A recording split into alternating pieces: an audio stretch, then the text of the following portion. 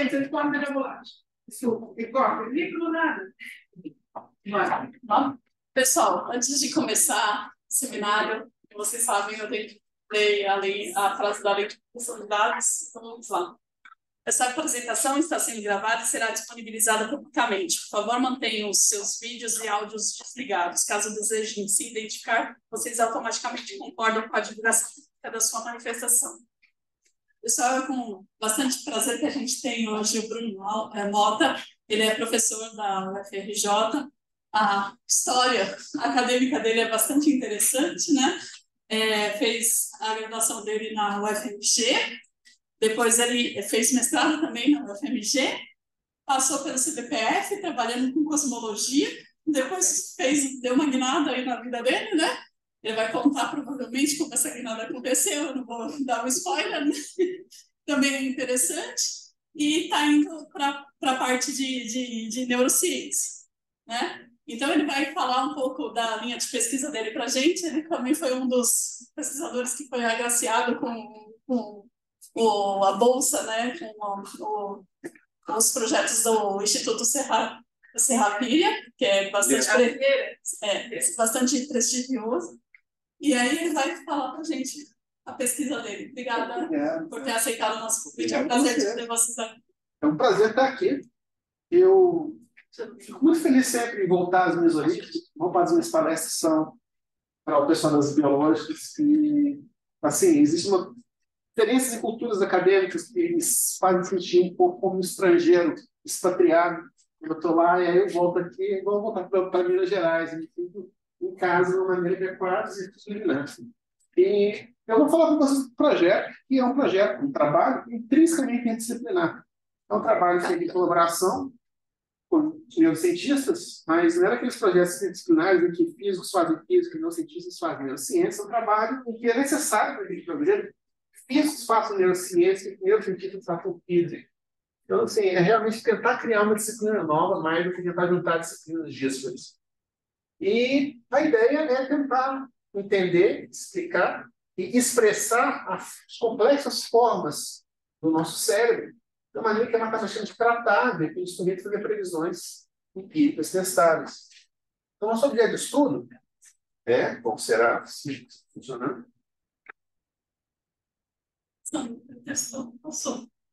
Não? Não é perguntação, meu. Ele está com uma estrela? Tá? É que o... Isso, agora foi. Então, o nosso córtex de estudo é o córtex cerebral. E, para ilustrar, eu fiz um córtex cerebral, você pode comprar isso. É isso aqui. Ele fez um avião, tá? Isso aqui é uma ilustração entendendo a minha cabeça. Você tem uma estrutura altamente dobrada, o termo correto, o termo técnico é girificado, é composto de uma substância cinzenta na parte exterior. Essa substância cinzenta é onde a maior parte dos núcleos dos neurônios estão situados. E esses neurônios eles fazem conexões de longo alcance, através dos chamados axônios, com outros neurônios, através de uma chamada substância branca. Ela é branca por causa dessa baía de mielina que cobre esses axônios. Então, isso funciona como uma espécie de placa de circuito, onde eu tenho os componentes de um lado e as trilhas de cobre de outro.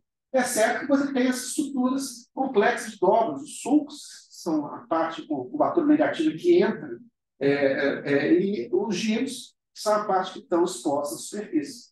E essas regiões que estão ilustradas aqui, elas têm várias funções regionalizadas, que simplesmente criam uma rede de redes que fazem as computações mais complexas que a gente conhece. Então, isso aqui parece ser um caso particularmente comum de um objeto a ser descrito de forma matemática. Porque, como eu falei, a cultura física, a nossa cultura é criar um modelo simplificado que abstrai a maior parte dos aspectos da realidade para reter o essencial e descrever o essencial. Mas se eu quero escrever uma forma complexa como essa, nada é não importante.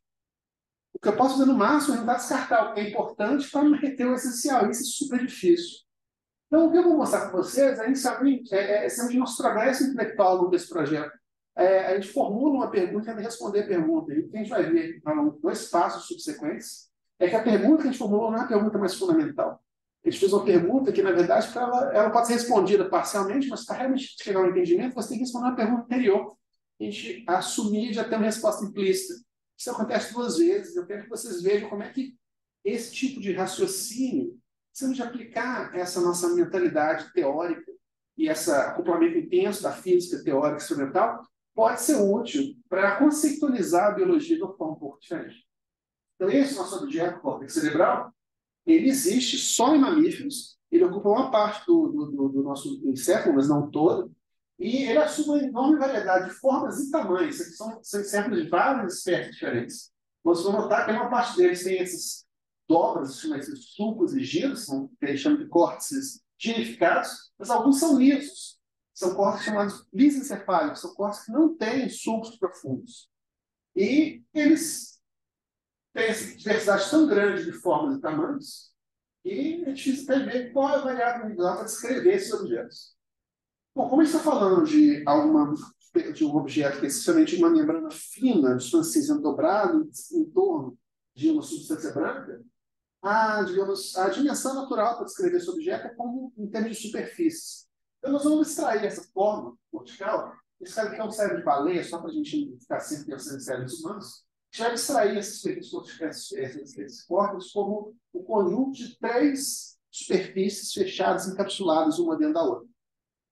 Eu vou ter uma substância, a cápsula externa da substância cinzenta, a superfície exposta, que é algo como, não exatamente, mas como um convexo no hemisfério cortical. Eu falei isso, mas o córtex ele é separado em 2 hemisférios, esquerdo e direito. Cada hemisfério é separado em 4 lobos, temos 4 regiões aqui, nossos córtex separados por sulcos particularmente profundos. Então, nesse hemisfério aqui, a gente tem uma superfície externa, passa pela parte medial, mas não entra dentro dos sulcos. Uma superfície total, que coincide com a superfície externa do giro, mas entra no interior dos sulcos, que é essa superfície azul, e interior a essa, a gente tem uma superfície que é a fronteira da substância cinzenta e da substância branca.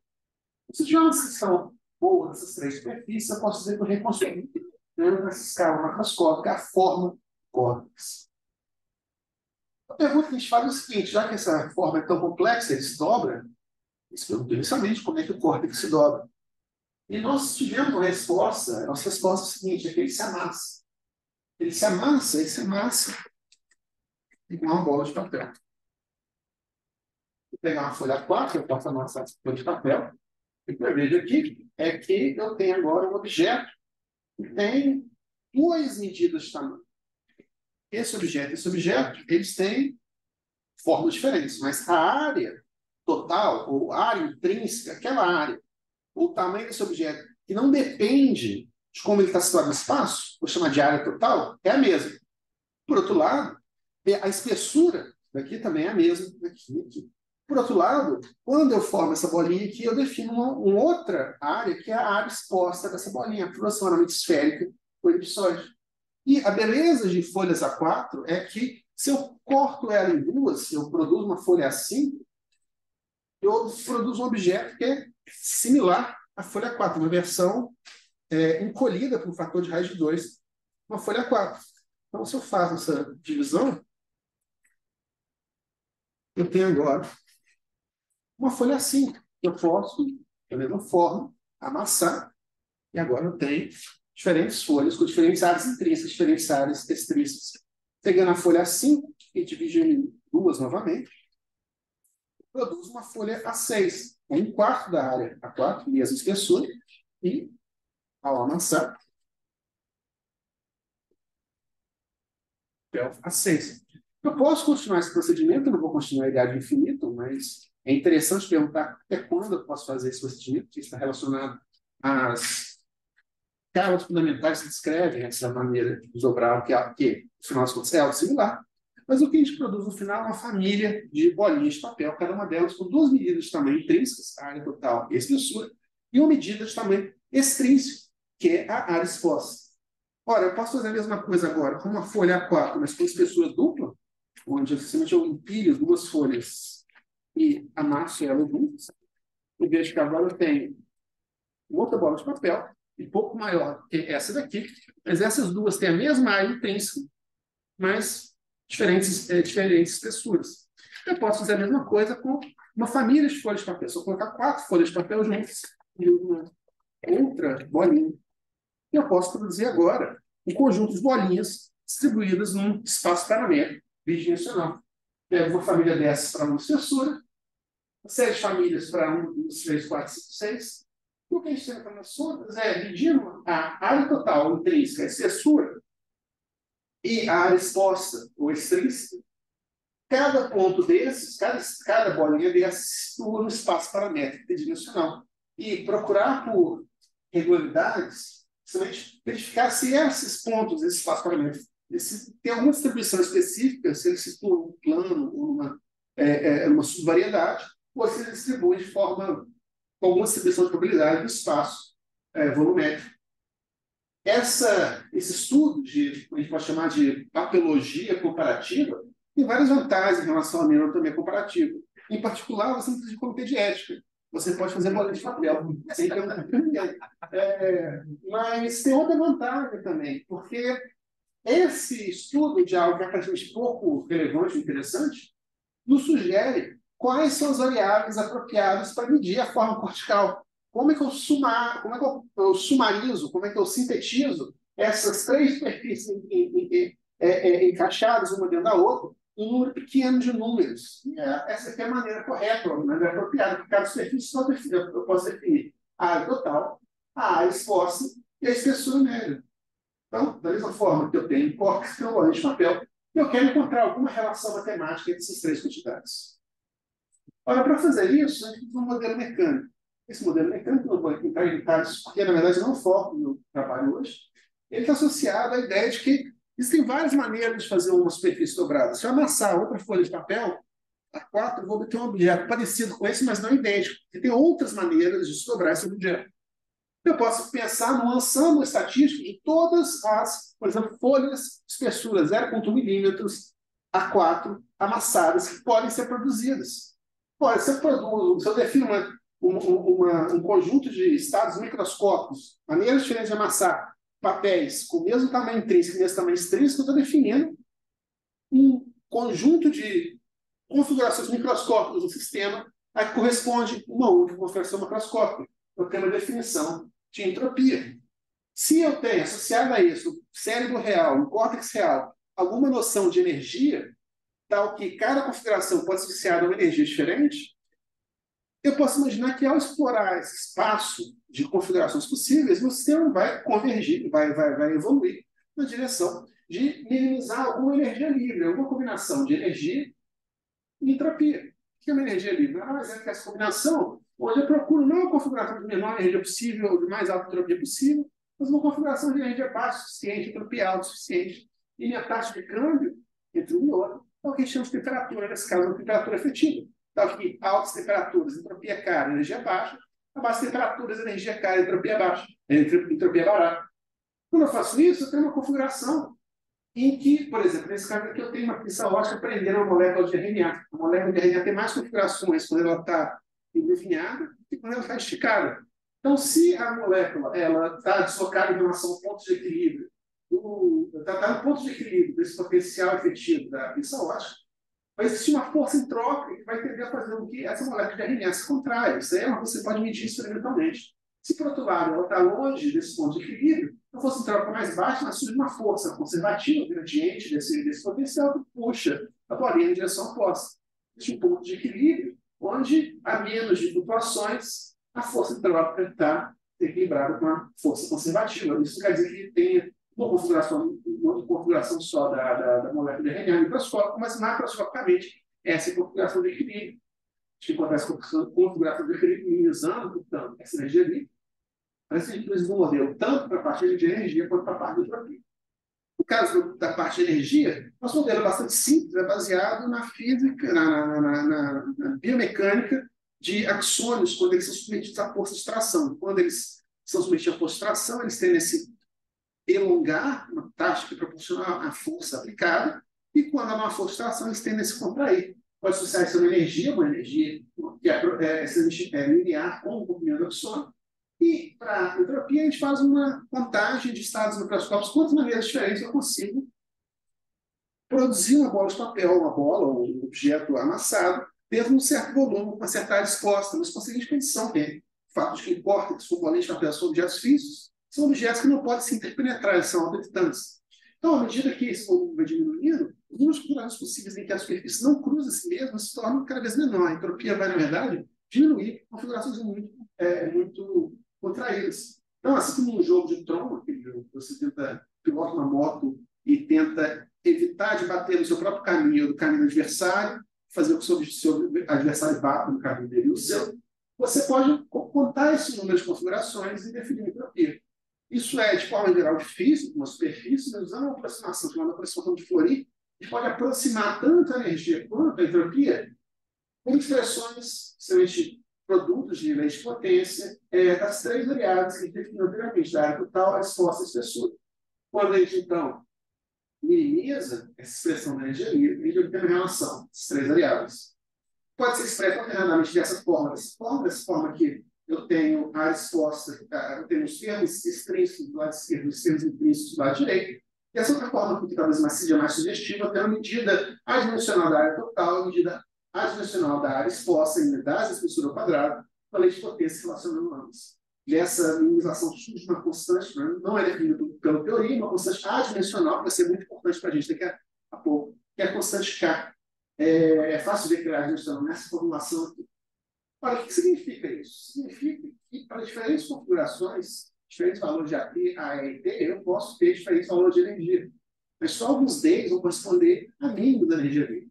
A maneira de ver isso é pensar nesse diagrama aqui, onde eu mudo a área total na unidade de espessura ao quadrado e eu meço aqui a energia livre e em termos de uma função que é a diferença da área total e exposta dividido pela área total. Ou seja, quando você zero, eu tenho uma superfície que é lisa, cefálica, o limite que se vai para o infinito, ela se torna infinitamente verificada. Qualquer objeto dobrado vai estar situado em 0 e 1, nessa escala daqui.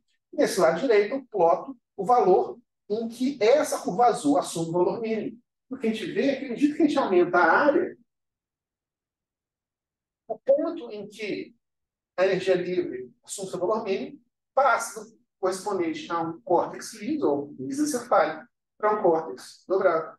Então, esse modelo, verificável ou não, ele pelo menos procura explicar ao mesmo tempo os dois tipos de córtex que observam na natureza, aqueles que são lisos e aqueles que são dobrados. Ora, isso aqui é muito legal, mas isso aqui é uma teoria. A gente quer alguma coisa, a gente quer testar a teoria empiricamente. Isso é factível, em colaboração com neurocientistas, se a gente pegar o córtex de diferentes espécies de animais e medir essas várias quantidades e verificar qual a regra, ou quais regras elas observam. Se é uma regra para todo mundo, uma regra para cada espécie, uma regra para cada ordem. A gente tem isso aqui. Para mim é uma coisa linda. A gente tem um gráfico logo, a gente tem uma relação entre a área exposta e a área total da espessura elevada à racionalidade da espessura, que é tentar verificar a existência dessa lei aqui.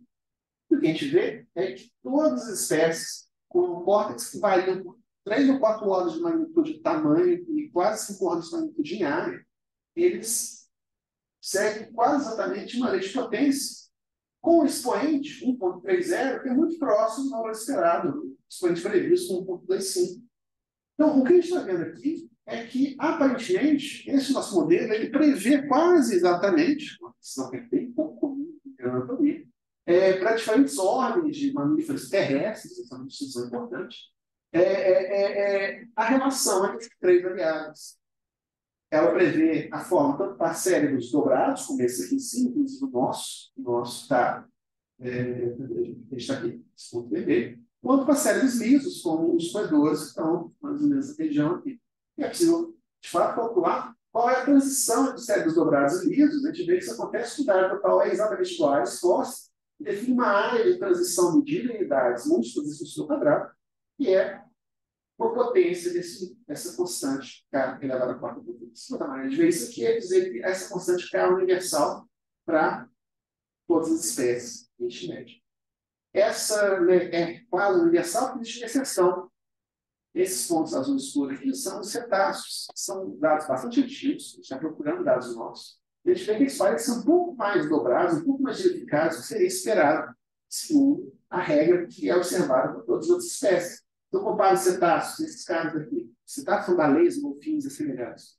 E eu comparo os cetáceos com os seus parentes mais próximos terrestres, que são chamados artiodactos, ungulados e outros assemelhados. a gente vê que tanto uma ordem quanto a outra, separadamente, seguem uma lei de potência com condições muito próximas do previsto, mas existe uma diferença, pode ser uma diferença parâmetro entre os cetáceos, eles são todas baleias e golfinhos que mergulham profundamente, e os parentes terrestres. E por que isso?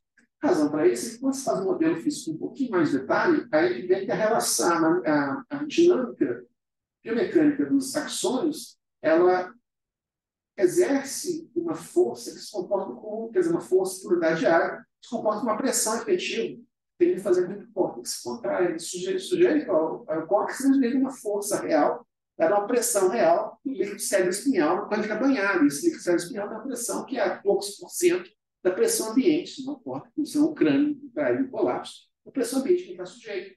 Os mamíferos terrestres, eles têm uma pressão, então uma pressão que é aproximadamente uma pressão atmosférica, uma atmosfera, enquanto os cetáceos, em particular, podem mergulhar a vários, talvez algumas vezes quilômetros de profundidade, então sujeito a pressões muito mais altas. Então, uma hipótese que você está querendo testar é exatamente se essa discrepância aqui se deve a diferentes pressões ambientes. Uma maneira de testar isso é olhar para cetáceos, por exemplo, de rio, que não são sujeitos a grande pressão, cetáceos como o banco de rosa, por exemplo, e verificar se esses cetáceos têm uma nidificação que se comporta como os cetáceos que mergulham profundamente ou como os mamíferos terrestres, como é o que a gente espera segundo esse modelo. Para fazer isso, isso aqui é tangencial que eu falo hoje, eu quero mencionar, isso aqui é uma geladeira, está no meu laboratório, está em construção, está em uma obra, com mezanino e pessoal serrando metal, e dentro tem uma geladeira. Cada vasilha dessa é um cérebro de um cetáceo brasileiro. A gente tem a maior coleção de cérebros de cetáceos do Brasil, não só do Brasil, da América Latina. Inclusive um bebê de boto cor-de-rosa, a gente não mata nada, tá? Os bichos morrem e nossos parceiros coletam. Tá? Não sai por aí assassinando botinhos cor-de-rosa, não. Mas a gente guarda e a gente está tentando exatamente produzir dados para testar essa nossa hipótese em diferentes combinações de filogenia e ambiente e adaptabilidade. Bom, a gente pode também fazer a mesma análise para córtex de uma espécie só, entre diferentes indivíduos, para humanos em particular, para isso a gente não precisa matar ninguém, mas a gente pode pegar imagens de ressonância magnética de diferentes indivíduos humanos, e o que a gente vê é que quando eu segrego por idade, as diferentes faixas de idade seguem leis de potência que são essencialmente as previstas pela teoria. Eu tenho uma inclinação dessas várias setas, das diferentes faixas de idade, que são todas próximas ao valor previsto do 25, mas à medida que eu pego faixas de idade diferentes, eu vejo que esse parâmetro K, ele cai monotonicamente na idade. E isso é sugestivo, porque a gente sabe que à medida que você envelhece, você perde axônios, perde células, perde axônios, perde densidade de axônio por unidade de volume de sua estrana. E, de fato, se eu comparo humanos saudáveis, são todos esses humanos que têm doença de Alzheimer, a gente vê que para quem tem doença de Alzheimer, seja para o córtex todo, ou para o hemisfério cortical todo, metade para cá, metade para cá, ou para cada lobo separadamente, para cada um desses 4 pedaços que compõem o córtex, os humanos com Alzheimer têm um parâmetro K que é sempre baixo e comparável ao humano saudável, com da ordem de 85 anos. Então, a gente vê que, à medida que você envelhece de forma saudável, o parâmetro K cai, monotonicamente, suavemente, mas para quem tem Alzheimer já é bastante baixo. Sugere que o Alzheimer pode ser visto morfologicamente, pelo menos, como um envelhecimento prematuro do córtex. E isso pode ser estendido para talvez outras condições neuropáticas. Mas significa que o córtex ele segue uma regra universal que é válida entre diferentes espécies, entre diferentes humanos, diferentes indivíduos da mesma espécie. Homens e mulheres têm exatamente a mesma regra. E, como a gente pode ver também, usando uma correção topológica que não vem aqui ao caso, se eu pegar cada lobo desses 4 lobos de cada hemisfério separadamente, fazer uma correção apropriada para que eu calcule uma área fechada que tem a mesma propriedade de curvatura e espessura de cada lobo, eu vejo que eles, separadamente, em conjunto, seguem sempre essa mesma regra universal, uma regra que tanto vale de espécies, indivíduos e regiões. Mas, a quarta e última pergunta que se pôs nessa primeira fase do nosso projeto é: isso também vale em diferentes escalas de tamanho do nosso córtex, e foi isso que suscitou a próxima pergunta. Por quê? Porque, como eu postulei, o córtex ele se amassa com uma bolinha de papel. Mas outros modelos foram propostos. Modelos que propõem que ele se dobre, igual uma folha, uma lâmina de compensado exposta ao sol. Ou ele se dobra porque a integração de células, tanto em número quanto em intensidade, varia em diferentes regiões. Ou outros modelos podem ser postulados também. O fato é que todos esses modelos geram superfícies dobradas. E a pergunta é, como é que eu comparo esses vários modelos? Como é que eu sei que esse modelo prevê a genificação que é verificada no córtex, não aquela que se verifica na superfície de uma noz, por exemplo? E a resposta é, do jeito, tudo que a gente sabe, a gente não tem um teste rigoroso entre os outros. A gente pode verificar se eles obedecem a regra universal que a gente verificou empiricamente, mas para entender realmente como é que o córtex obtém a forma que tem, a gente precisa especificar qual é essa forma. E essa é a pergunta mais fundamental, a segunda pergunta fundamental que eu quero propor para vocês. A gente tem que responder antes de responder, mas entender completamente como é que o córtex sobe. Que é qual é a forma do córtex. Isso pode parecer uma pergunta meio besta, porque, olha, o córtex é esse aqui. Mas a questão é, tudo bem, isso aqui é uma imagem, isso eu expresso isso de uma forma matemática que é tratável. Eu posso fazer de duas maneiras. Eu posso fazer uma descrição sumária, onde eu digo que esse córtex aqui tem um certo volume, uma certa área, uma certa espessura, ou as várias áreas encadeadas que a gente obtém, elas têm certos valores de áreas específicos, mas essa questão sumária é essencialmente escrever várias formas corticais possíveis com o mesmo conjunto de números. É uma descrição que não é completamente informativa. Posso ir no caminho oposto, escrever o córtex com um objeto extremamente complexo, uma triangulação de três superfícies encadeadas, cada uma das superfícies é composta de um conjunto muito grande de arestas, vértices e áreas, os triângulos. Ora, isso é realmente mais detalhado, mas é bem difícil de generalizar. Quer dizer, o córtex está aqui, o rodado para cá, escrito por diferentes números. E o meu córtex, o seu, do girafa, do litorrinho, o que exatamente eles têm em comum, o que eles têm de diferente? Então, uma descrição totalmente detalhada também não é particularmente útil para a gente. A gente quer alguma coisa que, ao mesmo tempo, as propriedades analíticas de serem tratadas matematicamente da descrição sumária, mas o detalhe da descrição detalhada. Eu quero, no final desse seminário, chegar na potencial descrição do córtex, que, na minha opinião, abarca os melhores aspectos das duas descrições. Bom, então, vamos tentar voltar ao início. Qual que é a forma do córtex? A resposta real, completa, é complicado. Mas alguns córtex são pequenos, outros são grandes. Alguns são dobrados, outros são lisos. E vamos usar os termos que hoje em dia são usados. Se eles são dobrados, a gente chama eles de girencefálicos. Se eles são lisos, chama de licencefálicos. Ora, se eu comparar dois córtex totalmente comparáveis, uma peixe-boi e uma vaca, eu vejo que eles têm mais ou menos o mesmo tamanho, mas o dedo é super liso, é super dobrado. Isso significa que, embora córtex maiores tendem a ser mais lisos, isso é uma regra universal. Essas variáveis são, de alguma medida independentes de expressar a forma cortical por variáveis que capturam tanto a forma quanto o tamanho. O que vai ver agora é um conjunto de variáveis que, de fato, capturam forma e tamanho, abstraem forma e tamanho de uma maneira que é independente uma da outra. É o primeiro passo para a gente fazer uma ponte entre os dois extremos descritivos, que eu mencionei agora. Então, o que a gente vai fazer agora? Já estou papelologia comparada, eu estou agora em retangologia comparada. A gente chega numa ilha, essa ilha é populada por uma espécie de retângulos. Esses retângulos têm várias formas, cores que se vejam nos variáveis. E aí você vai descrever esse retângulo. Você não tem uma ideia do que é um retângulo, você só descreve o que você vê. Você vê cada retângulo vai ser escrito com dois números, uma altura e uma largura.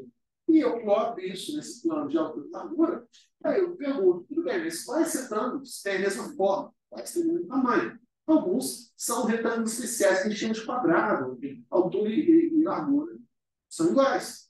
Mas, se eu quero realmente pensar em tamanho e forma, é mais natural expressar o retângulo inteiro da sua área, o produto dos seus quantidades, ou sua razão de aspecto, a razão entre as duas quantidades.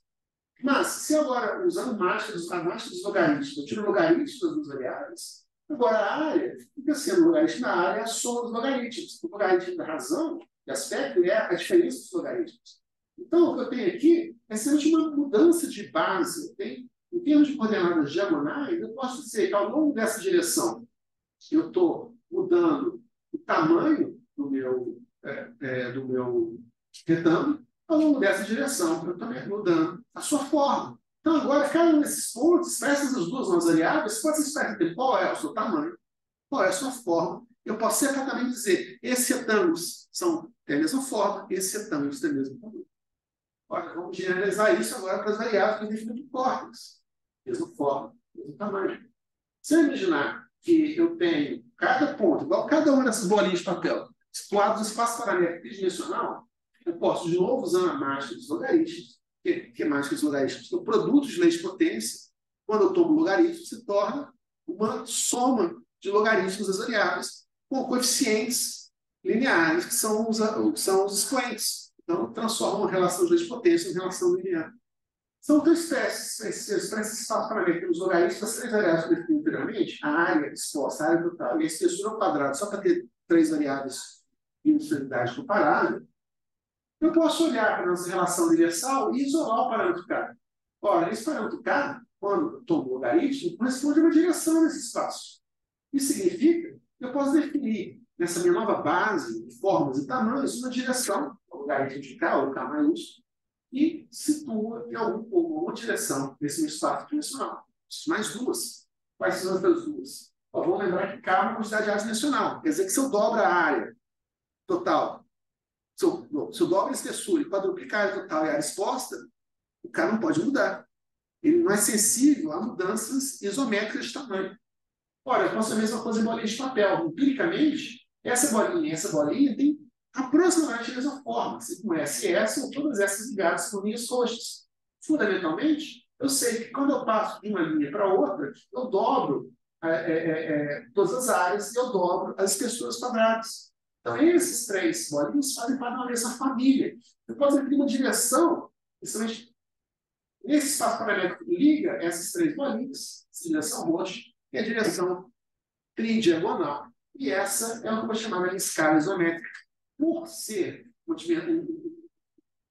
dimensão que está associada à variação isométrica de tamanho, eu cresço e se mudar a forma, ela tem que ser, como posso verificar, perpendicular, a direção K. Ora, eu posso agora ver uma terceira direção, que ser perpendicular tanto A quanto K, vetorial. E essa direção, pela mesma razão, tem que ser adimensional também. Então, o que a gente tem aqui? A gente tem três variáveis, K, S e I, que são essencialmente uma nova base ortogonal, nesse caso ortogonal, é ortogonal para esse meu espaço paramétrico tridimensional. Uma dessas variáveis carrega toda a informação sobre o tamanho do objeto, duas outras carregam toda a informação sobre a forma do objeto. E, como a gente viu empiricamente, uma dessas variáveis de forma é quase invariante. O que significa que essa segunda variável, ela carrega quase toda a variação de forma de diferentes corpos de indivíduos, de diferentes espécies. Por isso que a gente chama esse parâmetro S de complexidade morfológica. Ela mede o quão morfologicamente complexo um objeto é ao longo dessa direção.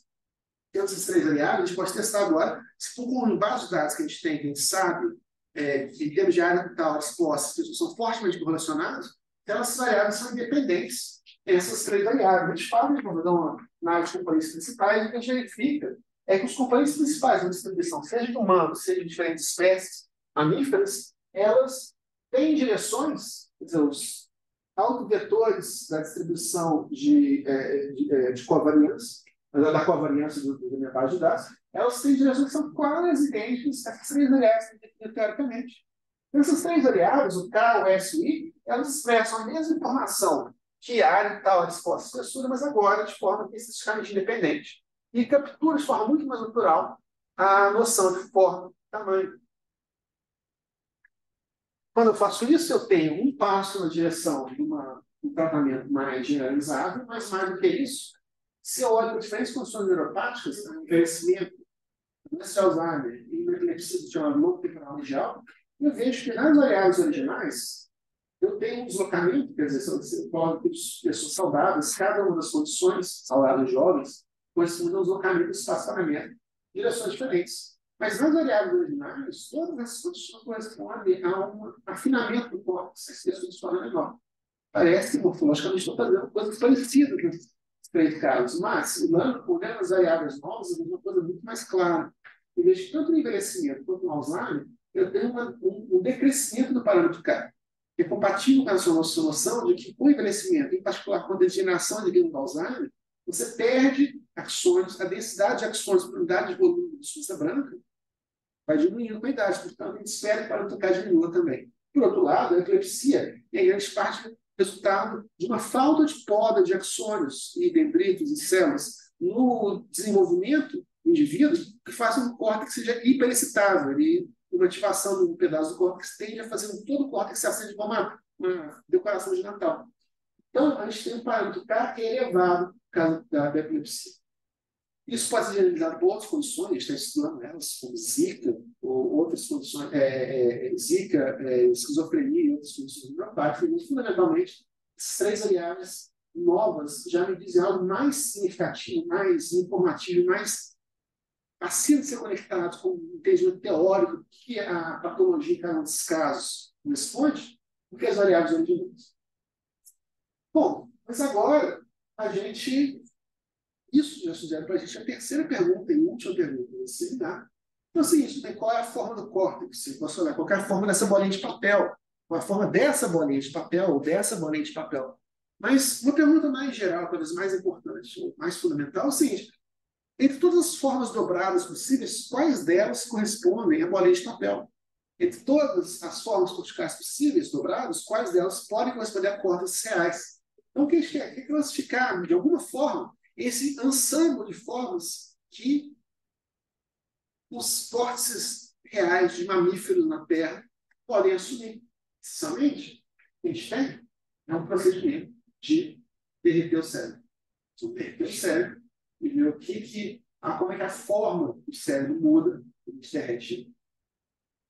Para fazer isso, essa nossa mudança corresponde a seguinte pergunta: de todas as formas de verificados, todos os verificados, quais podem corresponder a córtex?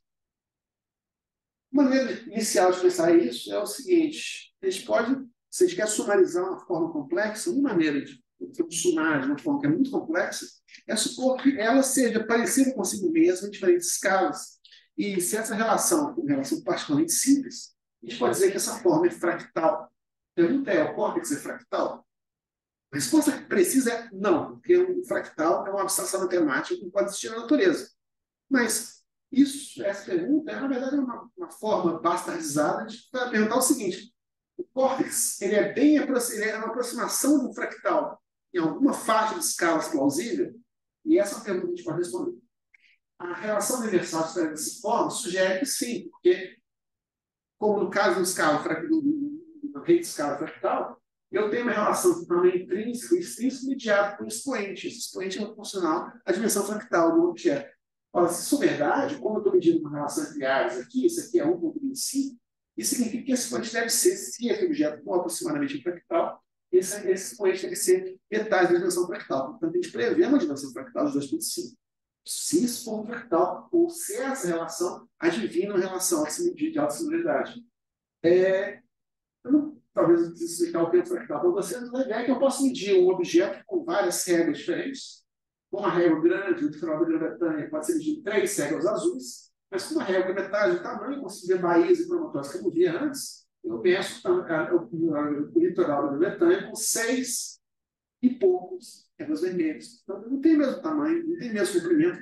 Perguntar qual o tamanho da costa da Grã-Bretanha, só uma pergunta que não é bem posta.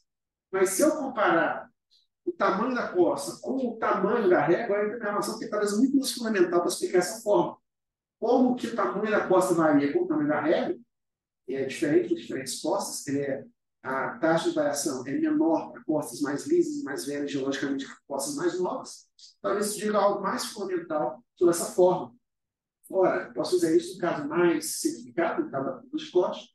Eu posso aplicar um procedimento interativo, onde eu substituo o terço médio no segmento, dois segmentos iguais, completariam o triângulo equilátero. Eu tenho agora 4 segmentos, e agora eu posso repetir o procedimento para cada um deles, e iterando isso infinitamente, no limite dessa interação, eu tenho o chamado curva de chicote fractal, e eu posso relacionar para as várias interações desse objeto, as várias aproximações desse objeto, com relação do número de segmentos que eu preciso cobrir cada interação, com o tamanho extrínseco dele, a distância potencial final, e o tamanho da régua que eu uso para medir esse objeto. Tanto no caso em que eu mantenho o tamanho extrínseco fixo e mudo o tamanho da régua, quanto no caso em que eu mantenho o tamanho da régua fixa muda o tamanho extrínseco, correspondente a córtices mais finos, com o mesmo volume aqui, córtices com a mesma espessura de tamanhos diferentes aqui. Eu posso unificar essas duas descrições de quantidades adimensionais, médio, tamanho intrínseco e extrínseco. Nesse caso, o complemento são expoentes a me dar a dimensão fractal. Tá? A gente pode calcular facilmente com 262. Mas, no caso do nosso córtex, a gente tem uma lei muito parecida nas medidas lineares. Então, de novo, essa dimensão aqui, se for advida numa relação autossimilar, tem que ser dimensão fractal sobre 2. E, de fato, essa previsão foi verificada por um grupo independente, na época independente, a gente colabora com eles, e mediram, usando o sistema de box count, a dimensão fractal de córtex. E mediram essa relação entre o tamanho da régua e o tamanho do objeto, ter um expoente que é quase idêntico ao nosso previsto, 2,9 em comparação com o nosso subsídio.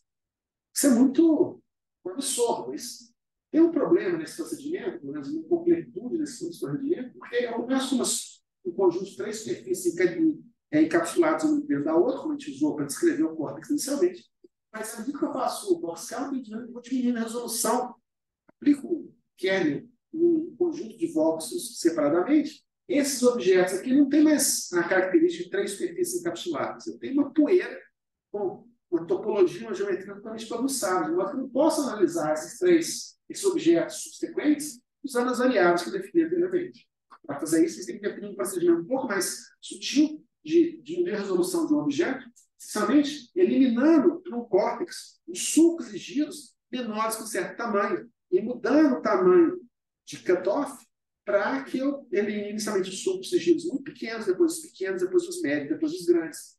Não vou falar muito sobre esse algoritmo, necessariamente para uma segmentação entre suas cinzenta, branca e a parte externa, em termos de voxels, né, pixels tridimensionais. A gente eliminei as superfícies que separam o conjunto de voxels do outro. A gente diminuiu a resolução dos voxels e usa a superfície anterior para delinear se cada voxel pertence à sua cinzenta, branca ou à parte externa. E agora recalcula a superfície, fazendo então, a gente produz uma série de superfícies sucessivamente menos detalhadas, que agora a gente pode colocar no filme. A gente obtém isso aqui. Na parte esquerda, a gente tem a substância cinzenta, na parte direita, o interior, o que fica dentro da cinzenta, a substância branca.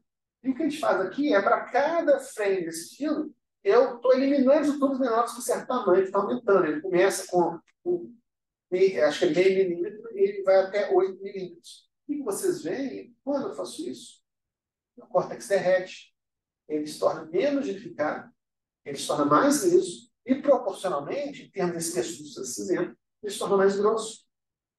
Se você olhar para esse objeto aqui e fechar o olho um pouquinho, isso pode parecer, por exemplo, o cérebro de um coelho, alguma espécie, ou de um lemur, ou de alguma espécie que tem um cérebro bastante liso. Esse procedimento pode ser aplicado, algumas dificuldades que me dão o caso, para outros cortes, como, por exemplo, o macaco rezo. Eu tenho uma coisa que qualitativamente é parecida. Mas quantitativamente, isso é praticamente interessante. Porque o que eu vejo aqui é o seguinte: a gente pegou algumas espécies de primatas, humanos, macacos, lemures, semelhados, e a gente pega para cada um desses córtex um procedimento de coarse graining, vai derretendo o córtex dessas várias espécies.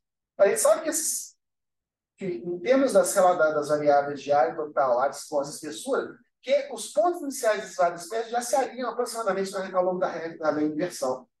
Mas o que a gente verifica empiricamente é que para cada espécie separadamente, você coloca os pontos correspondentes ao fio de derretimento delas. Nesse mesmo gráfico, para cada espécie que tem uma cor diferente, todas elas seguem trajetórias que não só têm a mesma inclinação, em objetos autossimilares com a mesma dimensão fractal, mas que também recapitulam a forma da outra.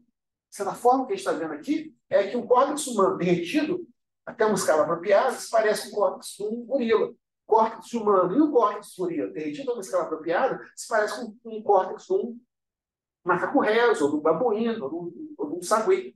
No final das contas, essas várias relações, esses vários fios de derretimento aqui, para humanos, chimpanzés, rezos, saguis e outros, têm todos a mesma relação linear, a mesma inclinação, se eu faço uma regressão linear aqui, muito próximo do previsto no 25, e tem o mesmo parâmetro K, independente. O que sugere para a gente? Que o córtex cerebral, sim, é um fractal. Ele é fractal cada um separadamente, porque para cada espécie cujo ponto inicial, por exemplo, humano, é aqui e vai derretendo ao longo da linha azul, eu tenho objetos que são semelhantes entre si. Esse objeto é uma versão de resolução mais baixa desse objeto. Esse daqui, resolução mais baixa dos dois. Mas mais do que isso, esses vários objetos se sobrepõem. Então, o que a gente está dizendo aqui é que o córtex cerebral não só é um fractal, ou, mais precisamente, o córtex cerebral de diferentes espécies é uma aproximação de algum fractal. Mas que todos esses córtices são a aproximação do mesmo fractal. Eu tenho um objeto abstrato, infinitamente dignificado, que é definido de forma estatística, mas todos os córtex que a gente tem na natureza, os córtex primários, eles são aproximações desse mesmo objeto. Então, o que diferencia o córtex todo?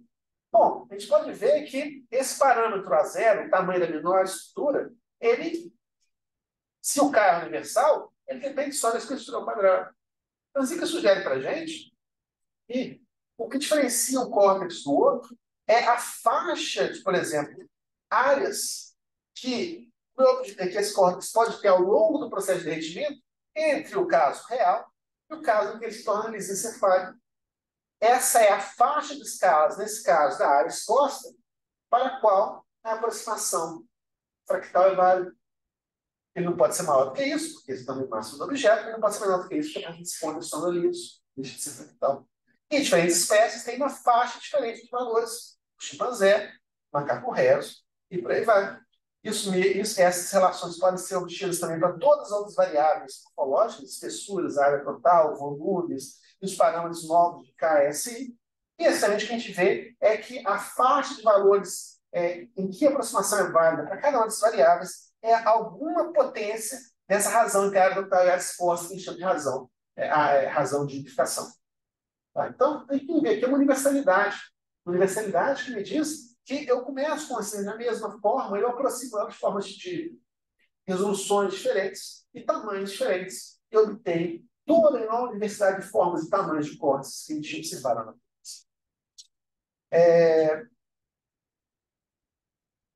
Isso funciona tão bem, você pode se perguntar, mas será que qualquer objeto dignificado segue a mesma regra? E a gente fez o teste, entre outros objetos, uma noz. E a noz, de fato, ela fica mais lisa, você proporcionalmente mais espessa, quando a gente derrete ela usando o mesmo algoritmo.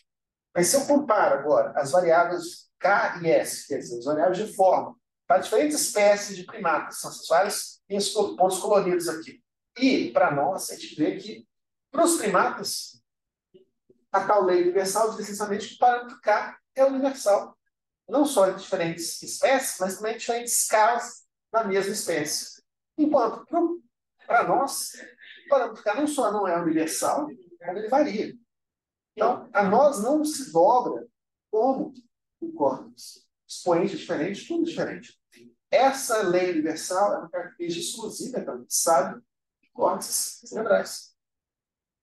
Que nos permite, então, concluir que tem 4 aspectos dessa lei universal. Ela é válida entre espécies, indivíduos, regiões corticais e escalas de tamanho. E isso nos permite agora criar uma nova sintaxe dessa forma. A gente pode pensar o seguinte: se eu defino um córtex, principalmente em termos dessas 3 variáveis, K, S e I, eu tenho só 3 números para descrever esse objeto. Se agora eu derreto esse córtex e recalculo o parâmetro K, S, I para cada escala lambda de cutoff para eliminar sucos e giros menores do que ela, o que eu tenho agora nesse espaço paramétrico K, S, I é uma trajetória. Cada córtex, cada objeto identificado corresponde a uma trajetória diferente. Então agora eu tenho uma descrição que é muito mais detalhada, muito mais rica do que meros 3 números, mas muito mais analiticamente tratada do que um conjunto enorme de superfície, de triângulos, vértices e arestas. E é sobre esse objeto, essa trajetória no espaço tridimensional que a gente está focando agora para diferenciar entre saúde, doença, envelhecimento e juventude, entre diferentes espécies e diferentes condições neuropáticas. Só para dar um exemplo, isso aqui é bem preliminar, eu posso comparar, por exemplo, córtex humanos saudáveis de pessoas mais jovens e mais velhas. Os jovens da ordem de 20 anos, mais velhos da ordem de 80 anos, e eu comparo o parâmetro K em função da escala de cutoff. E que eu vejo uma coisa bastante interessante. Como é esperado, no caso do córtex original sem ser derretido, corresponde ao ponto de esquerda, o parâmetro K dos mais novos é mais alto. O parâmetro K do mais velho, a gente viu isso. O parâmetro K cai monotonicamente com a idade. Mas se eu agora derreto o córtex até uma escala da ordem de 2 milímetros, a relação se inverte. Na escala de 2 milímetros, o córtex dos mais velhos ele tem um parâmetro K maior do que os mais jovens. Mas a gente vê isso o seguinte: se eu derreter o córtex a 2 milímetros, até uma escala de 2 milímetros, o córtex mais velho ele é mais dobrado que o córtex mais novo. Embora o córtex mais novo, sem ser derretido, é mais dobrado que o córtex mais velho. Então, o que a gente vê aqui é, a gente pode imaginar em como que nesse desvio da relação universal, né, o parâmetro K não é exatamente constante, é como a área desse córtex é distribuída entre as várias escalas. E à medida que você envelhece, as escalas intermediárias são privilegiadas em relação às escalas mais baixas. Que é uma maneira de sumarizar o envelhecimento cortical e como a forma do córtex muda. Os mais jovens, os mais novos. Então, em vez de eu tentar escrever essas formas, são cortes nessa direção. Em vez de tentar expressar essas formas usando desenho, diagrama, a gente pode expressar em termos desse gráfico. Corresponde a uma projeção daquelas trajetórias do espaço dimensional. Eu vou terminar por aqui, mas para concluir, o que a gente concluiu aqui? Existe uma forma universal para os cortes. Embora tenha uma diversidade aparente enorme entre tamanhos e formas para diferentes espécies de indivíduos, na prática, todos eles correspondem à aproximação da mesma forma. A mesma forma fractal, difere fundamentalmente na faixa de escalas em que a autossimilaridade é válida. A maior escala possível é, obviamente, o tamanho máximo, o tamanho total do córtex, a menor delas é proporcional à espessura do córtex. Então, a menor espessura que eu tenho do córtex é uma proporção constante, sobre K quarta potência, da espessura cortical. E, para concluir, o que significa isso? O que significa essa universalidade? Bom, para começar, ela significa que eu posso construir uma sintaxe da expressão morfologia em termos de variáveis inspiradas pela teoria e que variam em função da escala de tamanho. Então, essa sintaxe expressar a forma não em termos de área, volume, espessura, ou triângulo aqui, vértice ali, aresta colar, mas em termos de como os parâmetros K, S variam com a escala, é uma sintaxe que é muito mais expressiva para expressar morfologia.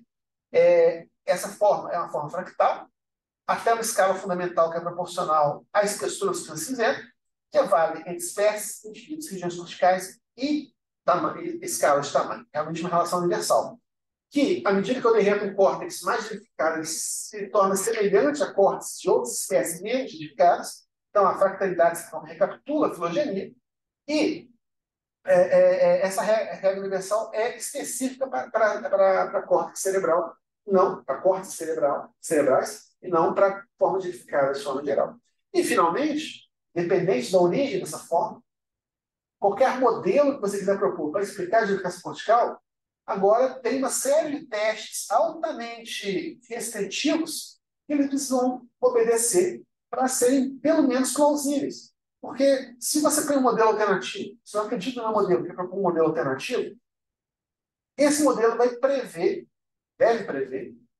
os parâmetros KSI, ou área total, área exposta, espessura, dos diferentes cortes, diferentes tamanhos. Ora, essas formas geradas por esse modelo obedecem à regra universal? Se eles não obedecem, eles não geram os cortes plausíveis. Daí a razão de ter perguntas mais fundamentais. Você não sabe como expressar um córtex de uma forma matematicamente tratada, eu não sei como testar um modelo que prevê um certo conjunto de formas independente de outros. Eu vou terminar aqui agradecendo meus colaboradores, meus alunos, eu sempre falo isso, né? Vamos enfatizar. Eles são super mal pagos, eles são bem alimentados, que eu cozinho para eles. E eu agradeço a vocês e deixo aberto a perguntas.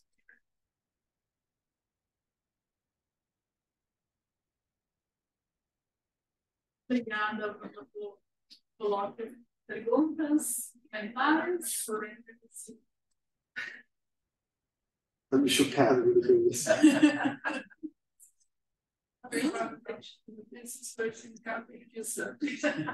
Só na minha vida. Sim? Não tem aqui embaixo, lá no início, você fez tradução quando fica sem dobras, mas vai falar de φ lá no início, e depois uma hora no início é para φ igual a zero, depois a gente fica com φ que é zero. Isso. Então, quando φ igual a zero, não tem nenhuma dobra. Não tem nenhuma dobra. A área total é igual à área exposta. Isso corresponde ao mínimo da energia livre para áreas relativamente pequenas em múltiplos da estrutura quadrada. Mas à medida que essa área aumenta, tem um crossover, especialmente quando a área total é maior do que 1 sobre k, a quarta potência, em que esse mínimo agora corresponde a um φ maior que zero. Então, o córtex edificado agora vai ser a configuração que minimiza a energia livre. Tá. Não, só para vocês, uma coisa que precisa como uma quebra de poder de simetria. Mas é bem parecida, né? Porque é aquela coisa aquela visualização do Landau, que você tem um polinômio, já que o mínimo é no zero para certas coisas de parâmetro, depois eu tenho mínimos com os feitos de zero, tipo, sei lá, boson de Higgs. A ideia é muito parecida, né? Você tem o valor de mínimo correspondendo inicialmente ao caso simples e simétrico, e aí quebra a simetria de uma forma complexa e assimétrica. Você pode pensar dessa forma, isso não é exatamente a mesma coisa parecida. Nossas perguntas dos nossos alunos super poderosos. Pode perguntar, gente. Uma pergunta é, se você está mostrando essa lei universal, isso significa de alguma forma que você vai ter a origem do cérebro vem do mesmo lugar? Todos os mamíferos? É uma excelente pergunta, porque na natureza a gente vê várias vezes formas parecidas. E uma pergunta muito fundamental é qual é a origem dessa comunalidade entre as formas. E tem 3 origens possíveis. Eu posso ter uma questão de convergência evolutiva. Espécies muito diferentes, como um tubarão, um golfinho ou um dinossauro, tem aquela forma hidrodinâmica, porque a evolução e a seleção natural selecionam elas para ser mais adaptadas. Eu tenho outras formas que são semelhantes, porque as duas formas descendem do ancestral comum, que tinha essa característica. Então, eu tenho 5 dedos, o chimpanzé tem 5 dedos. Não é porque seja melhor que 6 ou 4, porque o nosso ancestral comum tinha 5 dedos, e a evolução sofreu uma pressão como desce nula. E tem uma terceira causa de comunidade, que é a física. É o fato de que, por exemplo, você pega uma esfera, a razão entre o raio e o volume, a raiz cúbica do volume, é sempre a mesma. Sabe?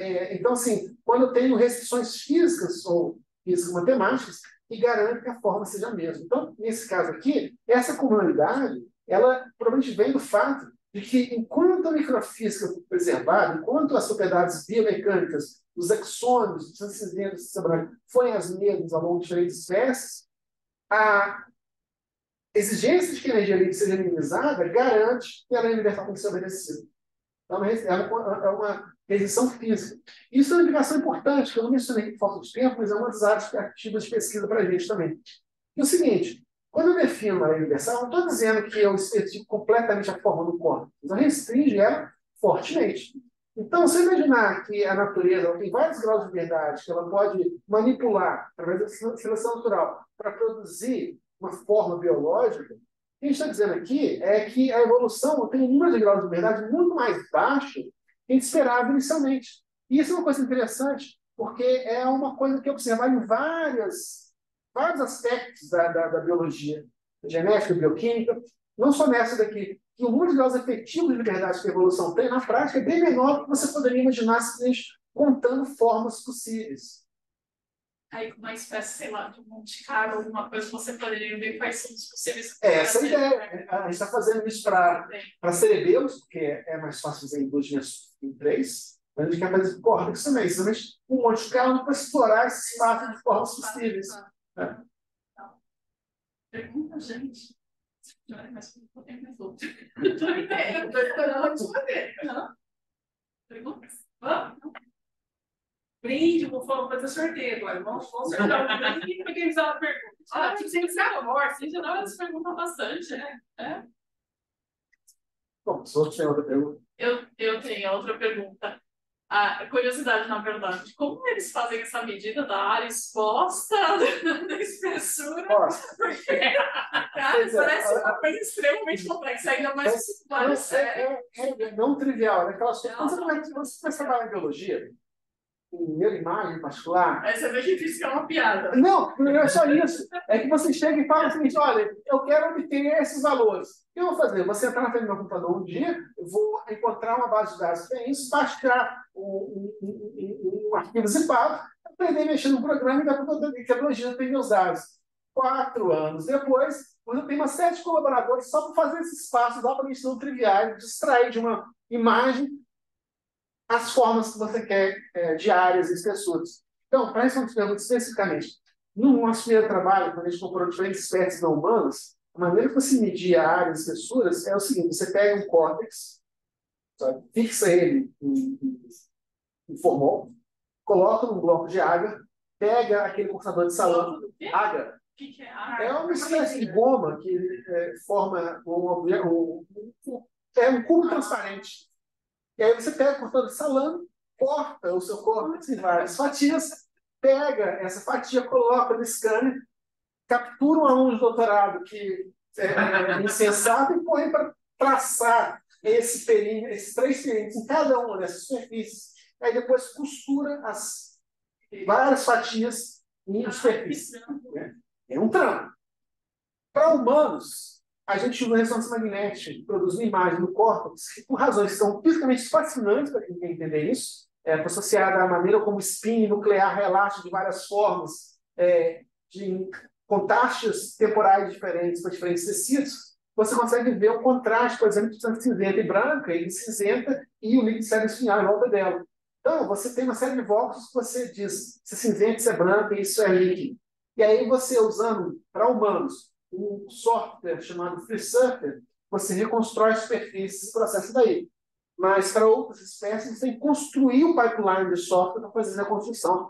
É o projeto de mestrado de um aluno meu, que acabou de terminar, para fazer isso com cetáceos, da nossa coleção da geladeira. Porque da ressonância está construído para um banco. Para fazer, porque as superfícies são tão complexas. Para fazer uma reconstrução, e assim, você imagina que tem tons de cinza. Então, assim, se você mandar o computador simplesmente ligar todo mundo no mesmo grau de cinza, você vai ter superfícies que parecem uma esponja.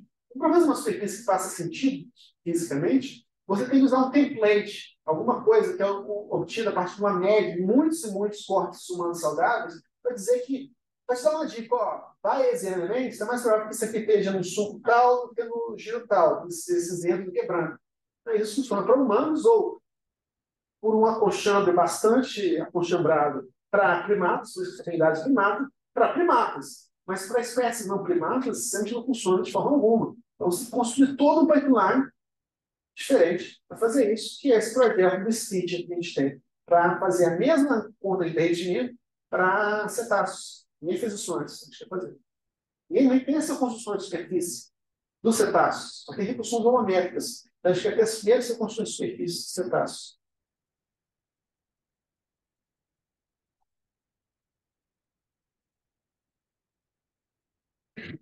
Nunca sem microfone e a gente está com o microfone, faz sentido. É muito bacana a apresentação. A estudo muito complexa, assim, dá bastante dificuldade de organizar os pensamentos. Mas eu estava pensando mais do ponto de vista clínico, se vocês estudaram alguma doença neurodegenerativa, com algum tratamento, do ponto de vista longitudinal. Vocês viram excelente pergunta. Essa é a grande limitação dos estudos que a gente tem aqui, porque eu comparo, por exemplo, Alzheimer e saudável. Eu não estou comparando um indivíduo com Alzheimer à medida que ele envelhece. Estou comparando indivíduos com Alzheimer diferentes, que tem alguns com 50, 60, 70, 80, 90. E a variância dos parâmetros morfológicos é bastante grande, quando comparado à discrepância sistemática entre saudáveis e doentes. Então, o ideal seria realmente ter um acompanhamento longitudinal. O problema disso é que, para fazer isso, tem que ter um acompanhamento ao longo de várias décadas de uma pessoa. E a gente tem, no máximo, acompanhamento de duas ou três visitas de 1 ou 2 anos de separação. Então, não existe uma base de dados boa para a gente dar o Alzheimer em particular. Porém, alguém já é de BioPND? Em BioPND se fez um estudo longitudinal ao longo de décadas com crianças. E a gente acabou de ter acesso a esses dados. Então, a gente vai fazer esse estudo não para envelhecimento ou Alzheimer, a gente chama de desenvolvimento. Córtex se matura ainda quando você nasce, vai mudando de forma quando você envelhece, e ao longo da infância e adolescência, a gente tem esses dados, uma base grande, um número grande de indivíduos, a gente quer ver como é que os parâmetros K, S variam. Ou seja, eu posso tratar o desenvolvimento, assim como o envelhecimento, como uma trajetória, não em função da escala, mas em função do tempo ou da idade, naquele espaço dimensional, talvez separar trajetórias saudáveis de trajetórias patológicas. A gente quer fazer exatamente isso, mas é difícil conseguir dados bons o suficiente. Mais perguntas? Aonde que é essa cidade? Vai, entendi. Então. Hã? Meninas, vai pedir? É. A Suzane, que você falou disso, mas a Suzane Wilson tem um livro dela, ela cita um artigo que tem um estudo longitudinal de crianças. Não, tem vários estudos, mas assim, o que a gente precisa de estudo longitudinal de imagem de ressonância magnética, que é uma coisa muito mais difícil. Porque tipicamente isso é feito quando a pessoa tem alguma doença. Não é um procedimento invasivo, não é um procedimento. E para com crianças, a criança tem que ficar quieta. Então, assim, para quem conhece criança, tipo assim, você fazer a criança ficar quieta numa máquina de ressonância magnética, que é barulhenta e tudo mais, é altamente difícil. Então, assim, tem uma razão muito boa para isso, é difícil que alguém fazer isso voluntariamente. E vai pedir isso, né? Eu não sei se existe algo na árvore que vai pedir para as crianças ficarem mais quietas.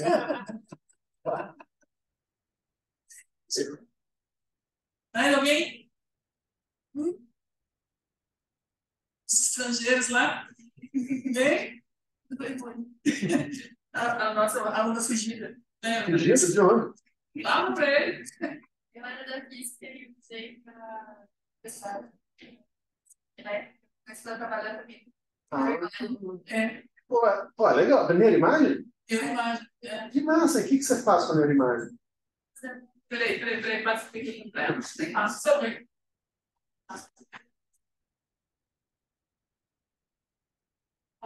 Coloquei na minha foto. Eu estou fazendo um algoritmo de segmentação do cérebro usando o Transformer misturado com marionete. Mande um e-mail, sério. Quero conversar com você. Aqui, aqui, ó. Ó, o Brain. É o CPI do. Olha, a gente acabou de ganhar um grant. A gente, quer dizer, eu, um professor em Berna e um professor em Newcastle, um grant da União Europeia, não, Conselho Britânico, para estudar a aplicação de técnicas de inteligência artificial em neuroimagem para diagnosticar e entender doenças neuropáticas. Então, assim, super paralelo ao que você está fazendo. A gente realmente tem que conversar. Então, você manda um e-mail. E se eu não responder o seu e-mail rápido, quer dizer que eu não vi. Eu respondo e-mail rápido quando eu sei. Eu sei isso que eu fiz com ela. Então, assim, se eu não responder, digamos, em 2, 3 dias, me mande outro e-mail. Seu cretino, responde o e-mail que eu te mandei semana passada. Eu respondo, eu realmente quero conversar com você. Oi? Ele responde. Pois é. Agora ele não viu. E mais? Mais perguntas?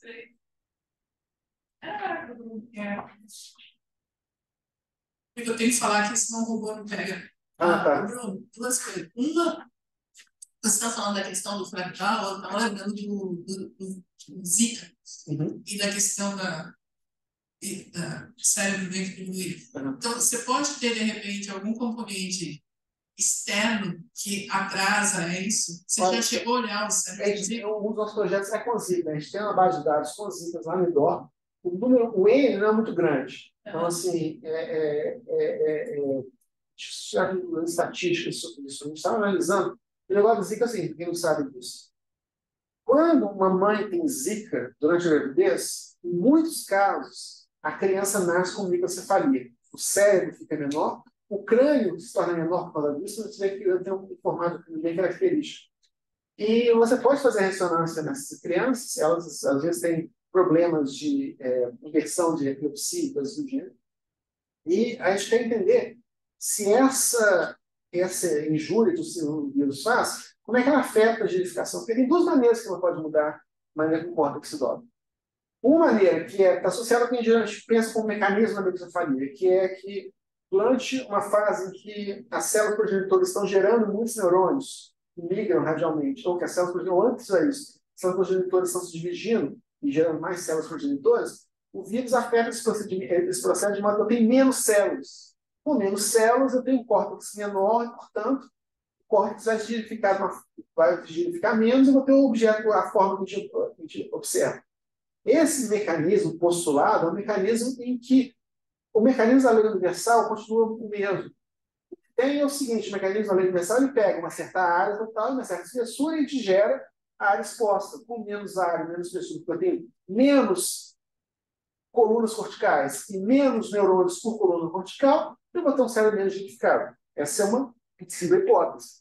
Uma outra hipótese é que o mecanismo da Zika, de alguma forma, afeta essa regra universal. Afeta as propriedades dos axônios, afeta a densidade de axônios. Aí, nesse caso, eu espero encontrar uma variação perpendicular à lei universal. Então, repara, só vendo em que direção essas crianças, em relação às crianças saudáveis, o córtex dela muda esse espaço paramétrico, eu consigo saber se essa mudança está associada a uma variação no impulso da lei universal ou numa quebra da lei universal, talvez um geral fundamental sobre o mecanismo da microcefalia induzida por Zika. Então, é um projeto que a gente tem também, mas que a gente quer entender exatamente isso. A gente tem, de uma certa forma, a gente tem a sintaxe para expressar essas diferenças de uma maneira inteligível para a gente. Isso é fascinante. Deixa eu perguntar uma coisa meio fora. Eu sei que ciências morfológicas em biologia é uma coisa bem aceita. Mas o que acontece quando você encontra um biólogo molecular? Como é que você conversa com a parte extramorfológica de tudo que você faz? Existe essa conversa ou não? Pois é, existe uma conversa, mas às vezes uma conversa é meio atravessada, porque a linguagem às vezes é diferente, os interesses são diferentes e a cultura acadêmica é diferente. As coisas são bem entendidas, bem explicadas. Mas, então, ao longo dos anos nessa área, eu tive que aprender duas coisas. Primeiro é ser capaz de explicar para quem não é físico os conceitos de física. Explicar a pesquisa para quem não tem a minha formação. Mas a segunda, talvez mais importante, é explicar para essas pessoas por que o que eu faço é interessante. Porque se eu falo com um bando de físicos e falo, então a gente fez aqui, obter uma lei universal e olha a lei de potência que bonita. Então, muito legal, lei de potência. Sabe, físicos são fascinados com lei de potência. Enquanto lei de potência, acho que descobriu a América. Mas você fala, pior, mas tinha uma lei de potência, cara. E, sabe? Então, assim, por outro lado, você fala, eu descobri o 30º, o 40º milésimo tipo de neurônio que existe num pedacinho do hipocampo. Muito legal. Para a gente, cara, quero generalizar esse conjunto de neurônios em um conjunto pequeno de parâmetros. Então, assim, você tem que ser capaz de explicar para eles o que é interessante para eles. Então, assim, para pessoas da morfologia, eu tenho um diálogo bastante... Eu sei o que interessa a eles, eu sei como fazer isso daqui relevante para eles. Para a sopa de letrinhas, que é bioquímica, eu ainda tenho uma dificuldade. Porque, em particular, eu ainda não sei fazer uma conexão entre o meu modelo, que é um modelo macroscópico, e os mecanismos bioquímicos que existem para produzir neurônios, produzir conexões entre neurônios, migrar células, migrar axônios. Então, assim, na prática, o diálogo nesse nível ainda é um pouco raso, eu queria aprofundar ele. Agora, para fazer isso, a gente tem um projeto interessante que é o seguinte. Essa descrição que a gente tem do córtex é uma descrição macroscópica. Mesmo quando eu falo dos parâmetros morfológicos da escala, eu tenho tratar as substâncias cinzentas e substância branca como duas massas homogêneas que são segregadas. Mas o que a gente pensou é o seguinte: como é que eu defino um sistema de coordenadas natural na substância cinzenta, por exemplo, sistemas de coordenadas curvilíneas que mapeiam de forma unívoca uma superfície externa e uma superfície interna? A maneira natural de fazer isso é imaginar o seguinte: imagina um sistema físico com formato de uma substância cinzenta, onde eu coloco na parte de fora uma certa temperatura alta, na parte de dentro uma certa temperatura baixa. Eu espero a temperatura equilibrada, de modo que eu tenho uma situação não de equilíbrio termodinâmico, mas uma distribuição estacionária de temperaturas. Eu tenho agora um campo escalar bem definido no interior dessa substância cinzenta. E esse campo escalar nada mais é que uma solução da equação de Laplace com as coordenadas, ou com as condições de contorno, as temperaturas que eu defini. Ora, se agora eu pego o gradiente desse campo escalar, eu tenho uma direção perpendicular à superfície que vai interpolando entre as várias equipotenciais. Então, essa superfície define as coordenadas bidimensionais da superfície, a coordenada gradiente integrada define a coordenada radial. Então, agora eu tenho um sistema que define cada ponta da sua sistema branco, tem um sistema de coordenadas bem definido. E agora eu posso usar para comparar, por exemplo, se essa estrutura geométrica ela coincide com a estrutura histológica das camadas corticais, dos neurônios, dos dendritos apicais, das colunas corticais. Então, isso é uma coisa que a gente quer tentar entender. Se a estrutura microscópica do córtex advindo desse processo de proliferação e migração neuronal, ela corresponde a essa estrutura geométrica que a forma do córtex sugere. Aí eu faço conexão entre a histologia, as células e a geometria. Esse é o projeto que a gente está trabalhando agora. Começamos há 3 meses. Que ótimo. Mais comentários, pessoal? Se não, vamos agradecer Bruno pelo